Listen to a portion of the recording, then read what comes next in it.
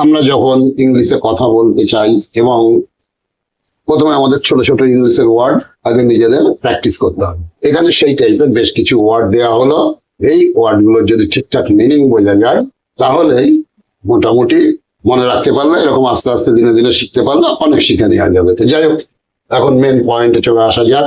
Main যেমন এখানে যে সেন্টেন্স গুলো লেখা আছে, ফার্স্ট লেখা আছে বি কোর্টিয়াস, মানে নম্র হও, নরম হও, যাকে আমরা বলছি, বিনয়ী হও। নেক্সট আসছে থিঙ্ক বিফোর ইউ স্পিক, কথা বলার আগে ভেবে নাও, মানে ভেবে চিন্তে কথা বলো। তারপরে আসছে be flexible or open minded, মানে মনটাকে উদার করো বা খোলা মনের মানুষ হও। এইসব ক্ষেত্রে আমরা এই সমস্ত সেন্টেন্স গুলো ইউজ করি। এগুলোর মিনিং গুলো আমি সব বলে দিচ্ছি, একটু ভালো করে শোনো, সব মিনিং গুলো জানা হয়ে যাবে।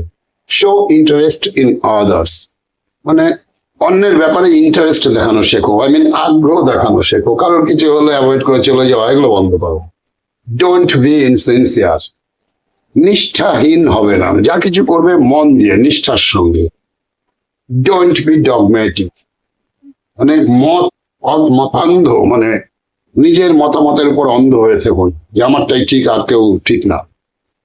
ডোন্ট বি ইগোইস্ট, অহংকারী ভাবটা মনে রাখবে না, অহংকারী হয়ে না। অ্যাভয়েড এক্সাজারেশন, এক্সাজারেশন প্রোনাউন্সটা খেয়াল রাখ, প্রোনাউন্সিয়েশন হচ্ছে এক্সাজারেশন, মানে যে কোনো কথাকে বাড়িয়ে বলাও, আমরা যেটাকে বলি রং চড়িয়ে কথা বলা, এটাকে অ্যাভয়েড করো। নেক্সট, স্টপ টেলিং অকওয়ার্ড মিন, এই যে কোনো কথার মধ্যে দেখবে একজন এক জায়গায় একটা কথাবার্তা হচ্ছে, সেখানে অন্য কেউ এসে মাঝখানে একটা অন্যভাবে কথা বলে দিল, যেটার সঙ্গে ওটার খুব একটা সিমিলারিটিস খুঁজে পাওয়া যাচ্ছে না। এটাকে বলা হয় অসংলগ্ন কথাবার্তা।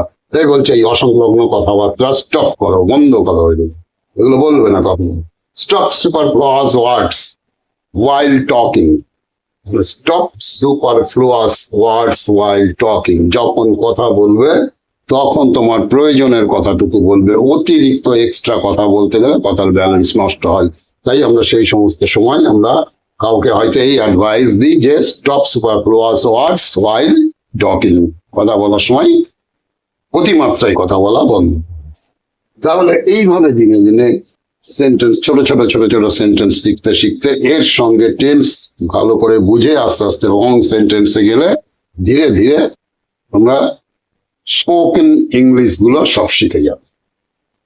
So today that's all.